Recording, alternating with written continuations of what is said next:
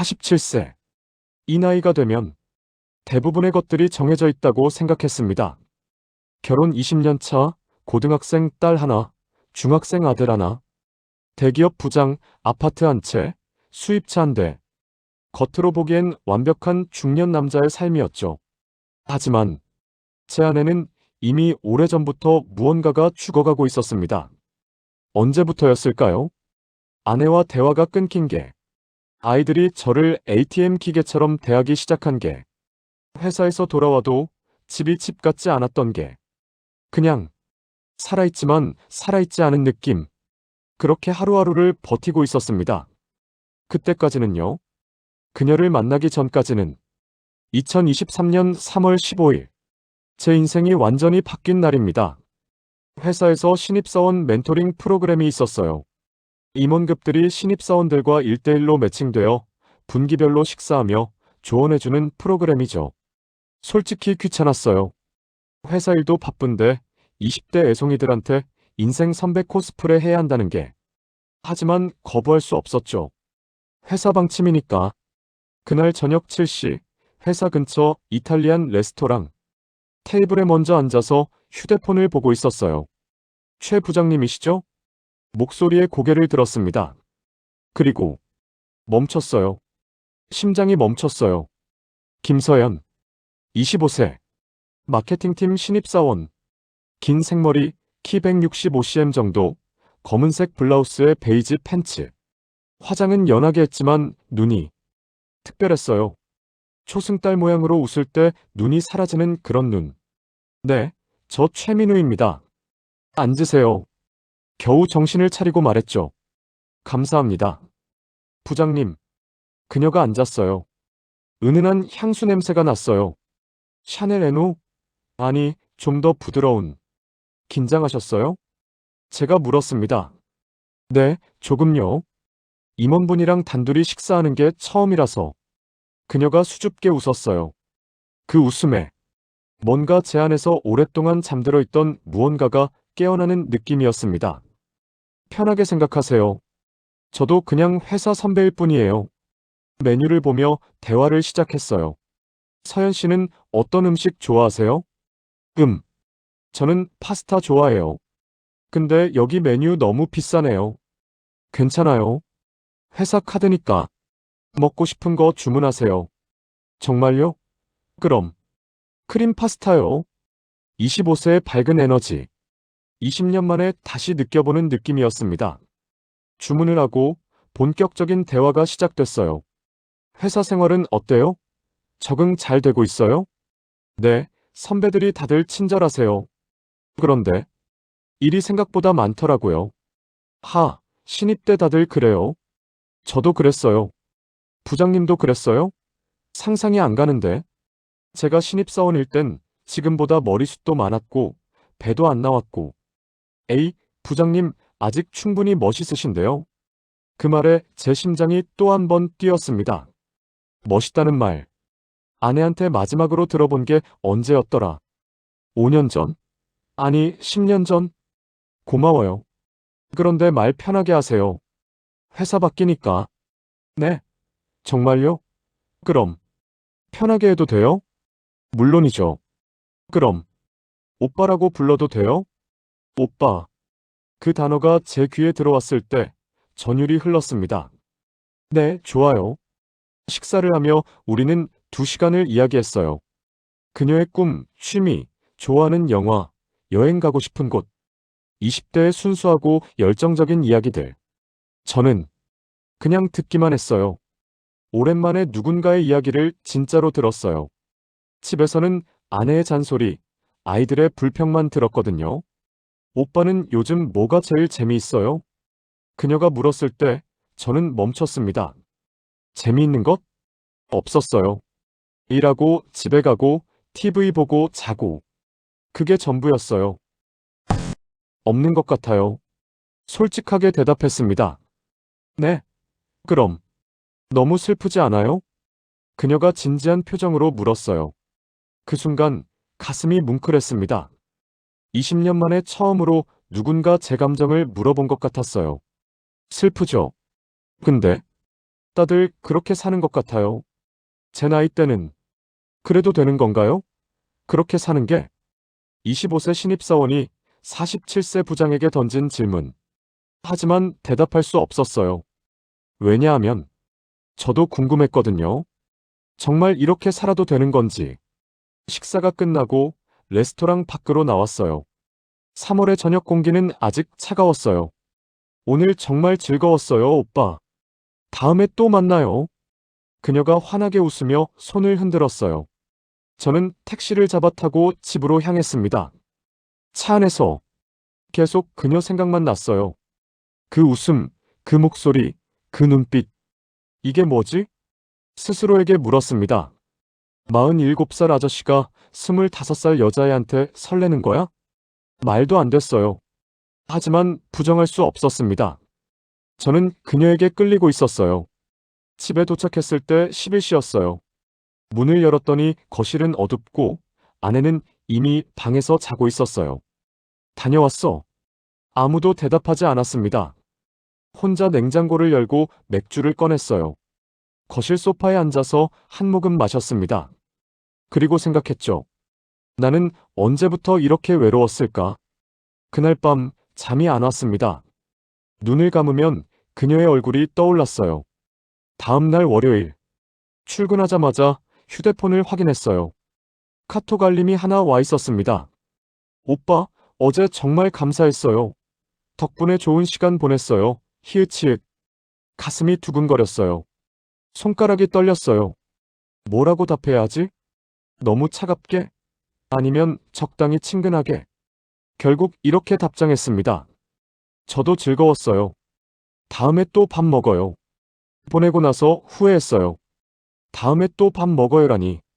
너무 적극적인 거 아닌가?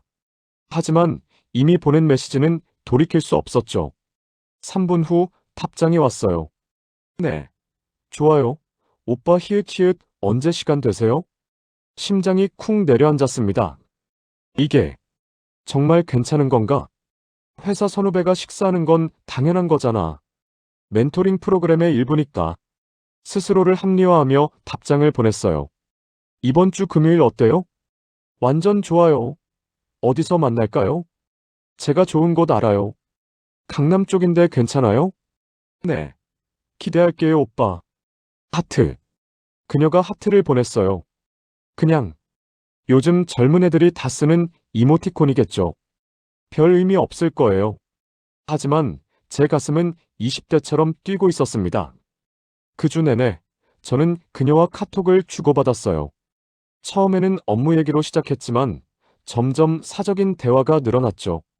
오빠, 오늘 회의 때 정말 멋있었어요. 프레젠테이션 완전 프로. 고마워요. 20년 넘게 한 거라서요.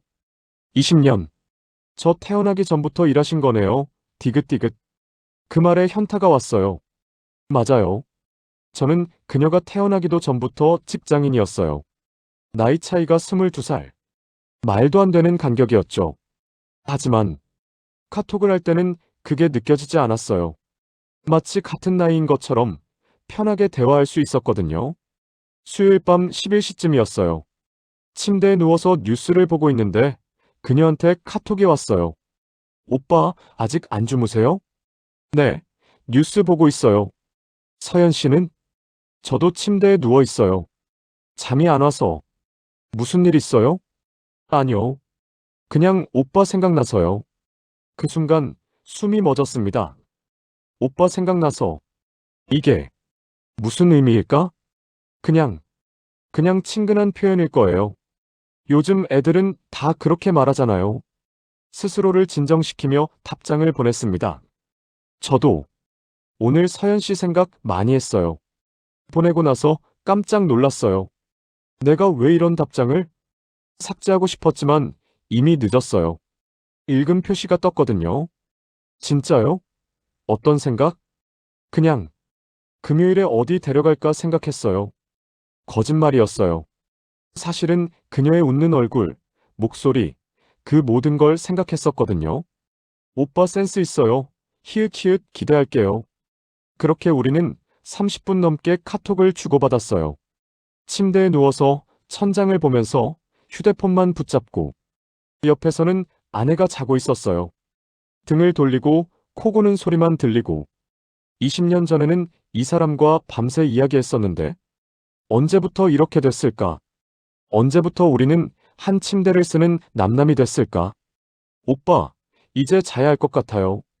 내일 또 봐요. 네, 잘 자요. 내일 봐요. 잘 자요. 오빠 좋은 꿈 꿔요. 또 하트. 저는 한참 동안 그 하트를 바라봤어요. 그리고 휴대폰을 가슴에 안고 눈을 감았습니다. 금요일이 왔습니다. 그날 하루 종일 저는 집중할 수가 없었어요. 회의 중에도, 보고서를 읽을 때도, 점심을 먹을 때도 계속 시계만 봤어요. 저녁 7시 강남역 3번 출구에서 만나기로 했거든요. 6시 50분 저는 이미 그곳에 서 있었어요. 봄 저녁이었지만 날씨는 선선했어요. 회사에서 입던 정장 재킷을 입고 넥타이는 풀고 셔츠 첫 단추도 풀었어요. 거울을 몇 번이나 봤어요. 머리는 괜찮나? 얼굴에 뭐 묻은 건 없나? 입냄새는 안 나나? 47세 아저씨가 20대 초반처럼 행동하고 있었어요. 오빠. 뒤에서 목소리가 들렸어요. 돌아봤습니다.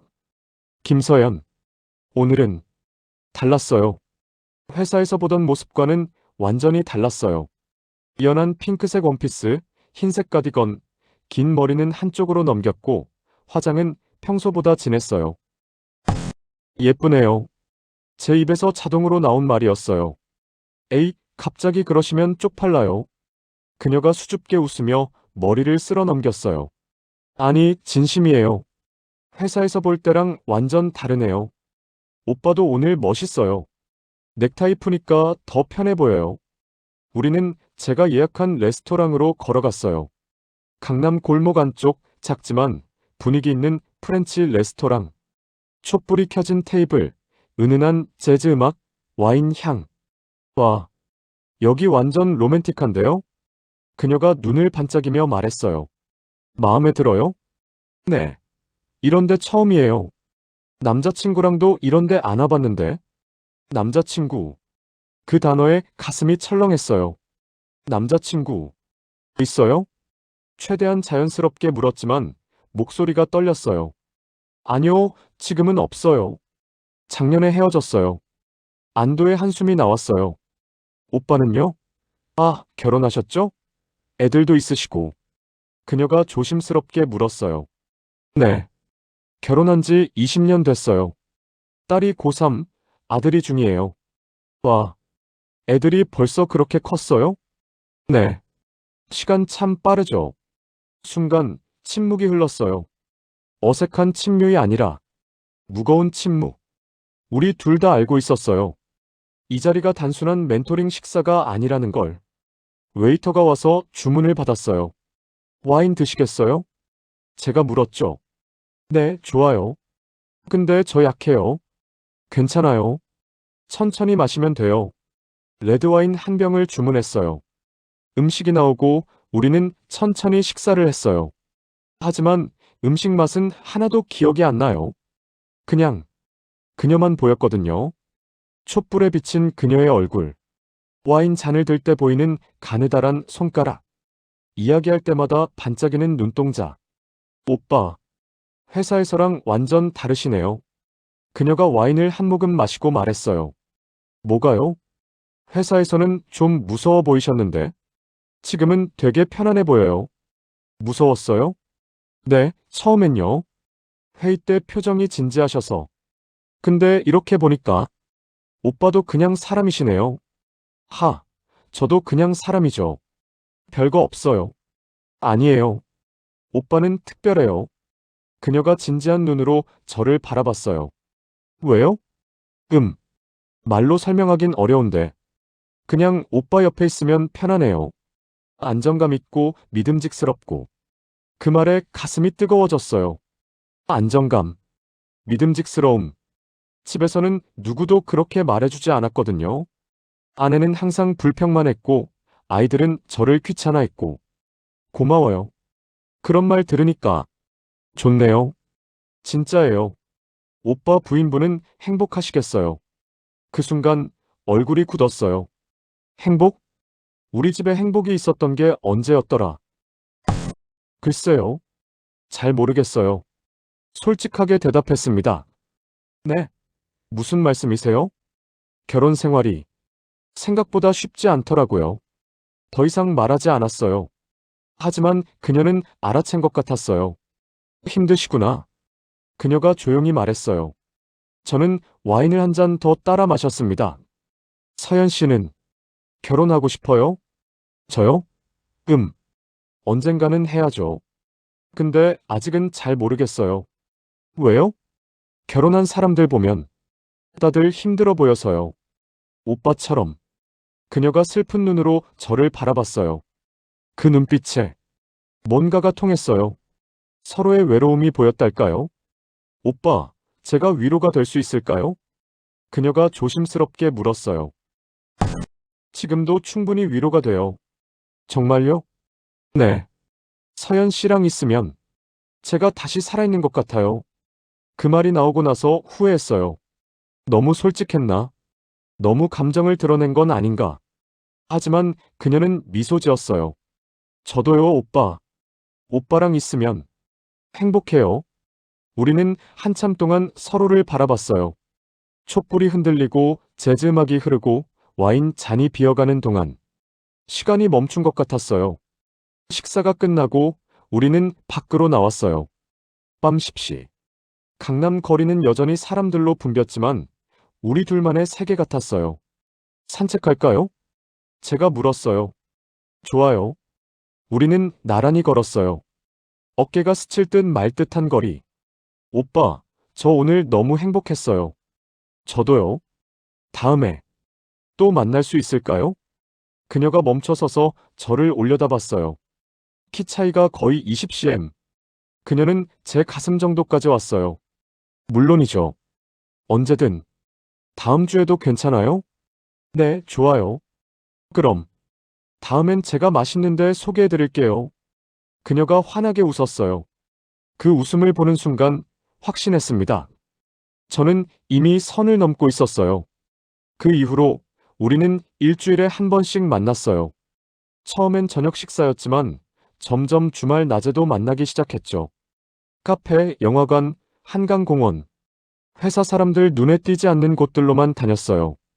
5월 어느 토요일 오후, 북한산 등산을 갔어요.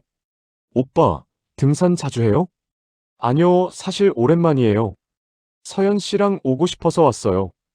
에이, 또 그렇게 말씀하시면. 그녀가 쪽팔려 하며 웃었어요. 등산복 차림의 그녀. 레깅스에 반팔 티셔츠, 운동화. 회사에서 보던 정장 차림과는 또 다른 모습이었어요. 힘들면 말해요. 천천히 가도 돼요. 괜찮아요. 저 체력 좋아요. 그녀는 제 앞에서 씩씩하게 올라갔어요. 중간쯤 왔을 때 제가 숨이 찼어요. 잠깐, 쉬어갈게요. 바위에 앉아서 물을 마셨죠. 그녀가 제 옆에 앉았어요. 오빠, 괜찮아요? 네, 괜찮아요. 체력이 예전 같지 않네요. 나이 들면 그런가 봐요. 네, 나이 들면 그렇죠. 나이. 그 단어가 나올 때마다 현실이 느껴졌어요.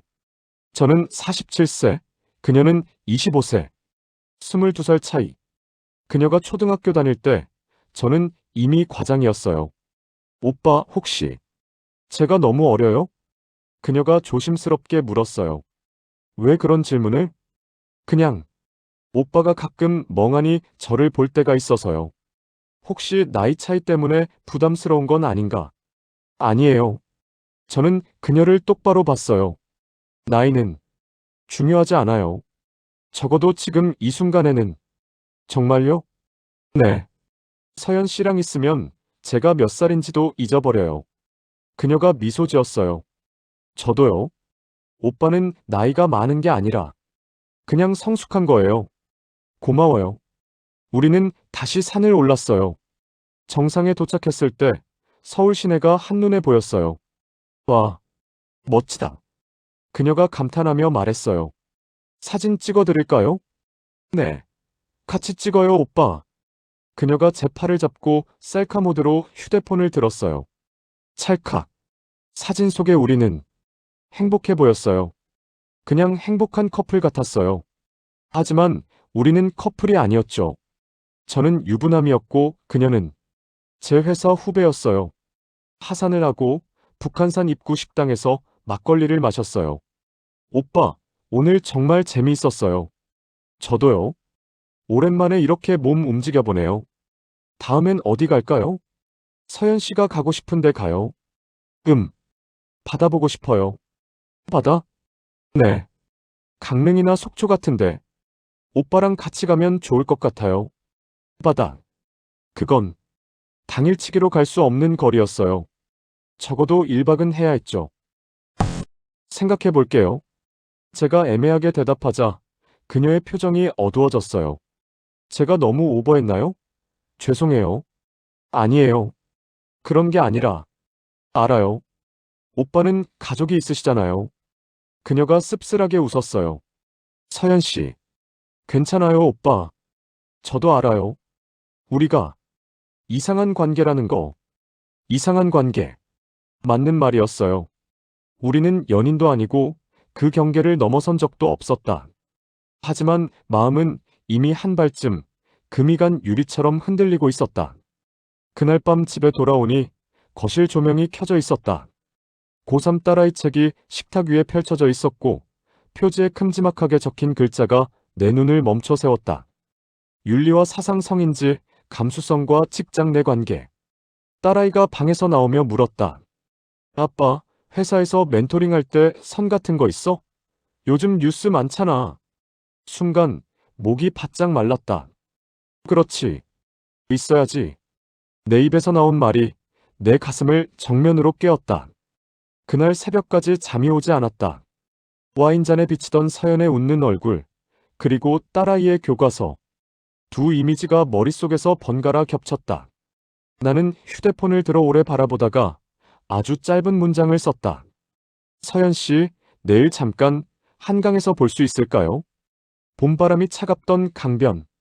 가로등이 물 위를 흔들고 있었다.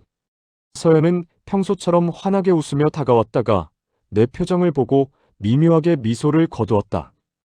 오빠 무슨 일 있어요? 나는 길게 숨을 들이켰다.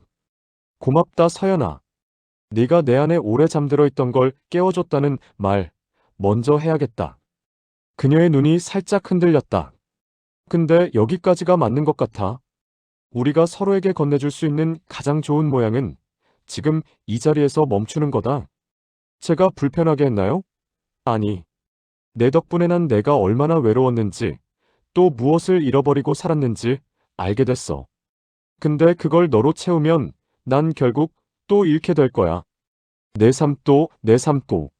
서연은 한참 말이 없었다. 밤바람에 긴 머리카락이 흔들렸다. 그리고 아주 조용히 고개를 끄덕였다. 알아요. 저도 사실 언젠가 이 얘기를 해야겠다고 생각했어요. 오빠 옆은 따뜻했어요. 그래서 더 조심해야 한다고요. 그녀가 얇은 미소를 지었다. 오빠 살아있다는 느낌, 그건 다른 방식으로도 가질 수 있잖아요. 일, 가족, 또 본인 자신으로. 나는 작은 봉투를 건넸다. 내가 오래 써온 만년필이었다. 넌 글을 잘 써. 회의록 하나도 사람 마음이 담겨. 네가 내 삶을 기록해줬으면 해서. 그녀가 받아들며 웃었다. 오빠도요. 오빠 이야기도요. 우리는 포옹하지 않았다. 손도 잡지 않았다. 그저 같은 방향을 잠깐 바라보다가 서로 다른 길로 걸어 나갔다. 그 후로 나는 집에 돌아가기 시작했다. 딸아이와 밤마다 20분씩 걷고 아들과는 주말마다 농구를 했다. 아내와는 오래 미뤄둔 대화를 꺼냈다. 상처난 말들이 오갔지만 비로소 우리의 문법으로 말하기 시작했다. 부부 상담을 받았다. 때로는 싸우다 돌아섰고 때로는 울며 끌어안았다. 정답은 아직도 진행형이지만 최소한 서로의 삶을 서로에게 설명하는 법을 되찾았다. 회사에서는 멘토링 룰을 내가 손봤다. 2인 식사 대신 4인 라운드 테이블, 공식 공간 외 사적 만남 금지, 피드백은 문서화. 서연은 마케팅 2팀으로 자리를 옮겨 독립 프로젝트를 맡았다. 가끔 회의실에서 마주치면 우리는 깔끔하게 고개를 숙여 인사했다. 존중이라는 이름의 튼튼한 다리가 그 사이에 놓여 있었다. 시간은 흘러 1년 뒤 신제품 캠페인 발표회. 무대 위에서 서연이 프레젠테이션을 마치고 내려왔다. 나는 박수와 함께 엄지를 들어 보였다. 그녀는 멀리서 밝게 웃었다. 그 웃음은 여전히 봄빛 같았지만 이제는 내 가슴을 흔드는 파도가 아니라 멀리서 반짝이는 등대처럼 느껴졌다. 저곳을 향해 가라가 아니라 네가 선 곳을 환하게 밝혀라라고. 47세. 나는 그 나이에 알았다. 내가 찾던 두 번째 사랑은 사람의 얼굴을 하고 있지 않다는 걸. 다시 일어서는 내 자신, 다시 배우는 대화, 다시 시작하는 하루, 다시 뜨거워진 일, 그리고 다시 품에 안은 가족. 그 모든 것들이 합쳐져 내 삶을 다시 사랑하게 만들었다. 라디오를 끄고 창문을 연다. 초여름 바람이 서류 사이를 넘긴다. 오늘도 나는 집으로 간다. 문을 열면 딸아이가 묻겠지. 아빠, 산책 가요? 나는 답할 것이다. 그래. 오늘은 네가 길잡이해. 그리고 속으로 한 번 더 조용히 인사한다. 고맙다, 서연아. 안녕. 나의 두 번째 사랑.